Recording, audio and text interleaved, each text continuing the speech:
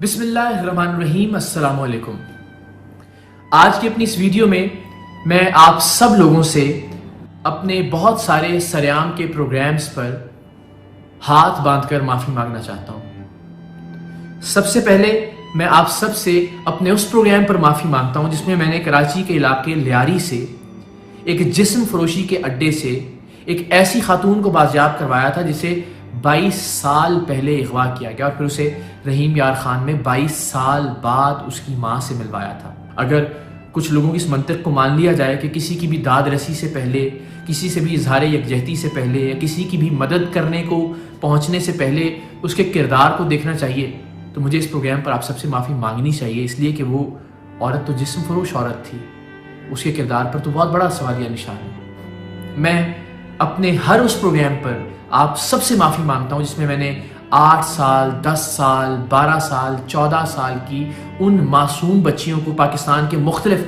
फहाशी के और जिस्म फरोशी के अड्डों से बाजियाब करवाया, जिन बच्चियों को उनके अपने माँ बाप ने, उनके अपने रिश्तेदारों ने जिस्म फरोशी के उन अड्डों पर बेच दिया था। जाहिर है उनकी मदद करने से भी पहले मुझे ये सोचना चाहिए था कि वो जिस्म फरोश बच्चियाँ हैं, जिस्म फरोश औरतें हैं, या माफ़ कीजिएगा एक लफ्ज़ जो हम सब इस्तेमाल करते हैं कि वो तवाइफ बन चुकी हैं। उनका किरदार भी मुझे पहले जांचना चाहिए था और फिर उनकी मदद को पहुंचना चाहिए था। मैं आप सबसे उन प्रोग्राम्स पर भी माफ़ी मांगता हूँ। मैं अपने उस प्रोग्राम पर भी आपसे माफ़ी का खासगार हूँ जिसमें मैंने बाबाए कौम कायद आज़म हज़रत मोहम्मद अली जना रहमतुल्लाह अलैह के मज़ार के इहाते में उनकी असल कब्र वाले कमरे को लड़कों और लड़कियों को किराए पर देने का इंकिशाफ किया था।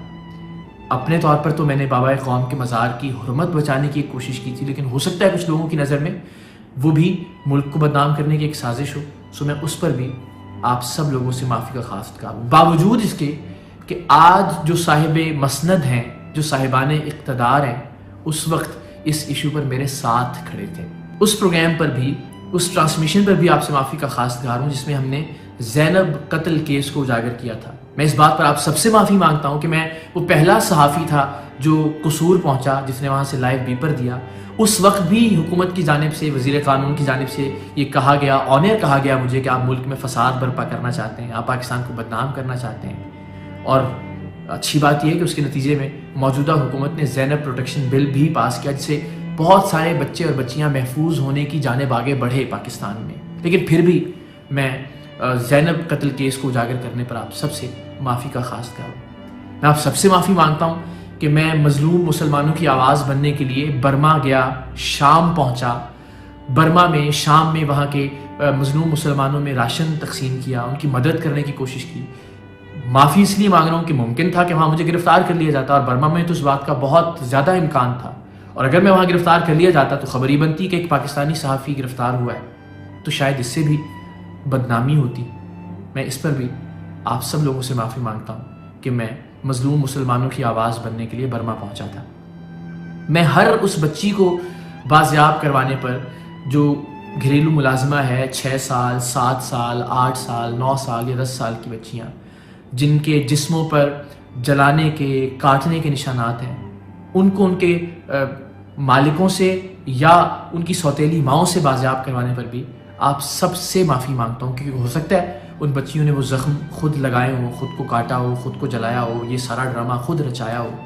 उस पर भी मैं आप सबसे माफ़ी मांगता हूँ। आप सबसे ये दरख्वास्त है कि इनमें से हर प्रोग्राम पर मुझे माफ़ करने से पहले इन प्रोग्राम्स को यूट्यूब पर एक बार देख ज़रूर लीजिएगा। शायद आपको अंदाज़ा हो सके कि मैं बार बार इस इशू पर क्यों बात कर रहा हूँ, मैं बार बार इस मौजू को क्यों डिस्कस कर रहा हूँ। मेरी आप सबसे दरख्वास्त है, किसी को भी ब्लेम कीजिए, किसी भी शख्स पर इल्ज़ाम लगाइए, किसी भी औरत को मुर्द इल्ज़ाम ठहराइए, लेकिन खुदा के वास्ते असल मसले से तवज्जो मत हटाएं। और असल मसला ये है कि हमें ख़वातीन की बेहुरमती को रोकना है, हमें ख़वातीन से होने वाली बदतहज़ीबी को रोकना है।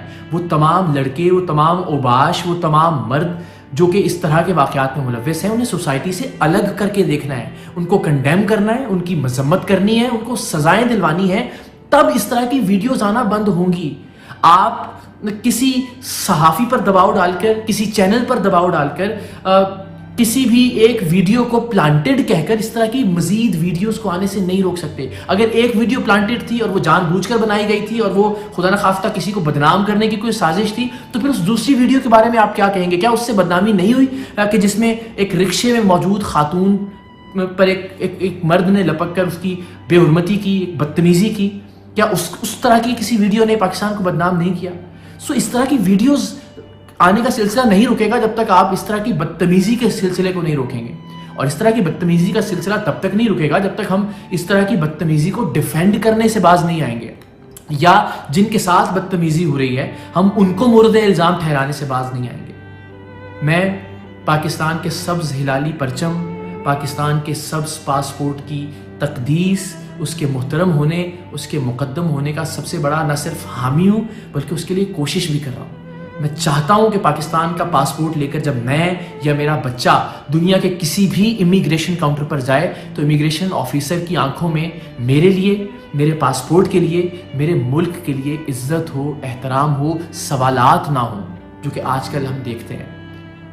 अब ये बात आपको बताने से खुदा न खास्ता मेरे देश की, मेरे मुल्क की, मेरे वतन की बदनामी नहीं होगी। ये एक फैक्ट है कि हम दुनिया के 5 बुरे पासपोर्ट्स में से एक पासपोर्ट है रैंकिंग के एतबार से। आपको और मुझे कोशिश करनी है अपनी बुराइयों को, अपनी खामियों को रियलाइज करते हुए उन्हें दूर करके इस पासपोर्ट की इज्जत और इसके एहतराम में इजाफा करने की। और पासपोर्ट की इज्जत, पासपोर्ट का एहतराम, इस मुल्क की इज्जत, इस मुल्क का एहतराम हमारी बहनों और बेटियों के एहतराम से मशरूत है। आइए आप और मैं अपने अपने तौर पर कोशिश करते हैं कि इंशाअल्लाह हम मज़ीद बेहतर करेंगे पाकिस्तान में ख़वातीन के लिए माहौल को।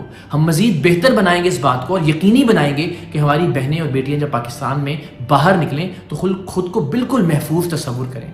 आप अपना किरदार अदा कीजिए, मैं इंशाअल्लाह अज़ीज़ अपना किरदार अदा करता रहूँगा। और ये किरदार अदा करने में जान से भी जाना पड़े तो यकीन मानिए कि मुझे कहीं पर भी कोई दुख और अफसोस नहीं होगा।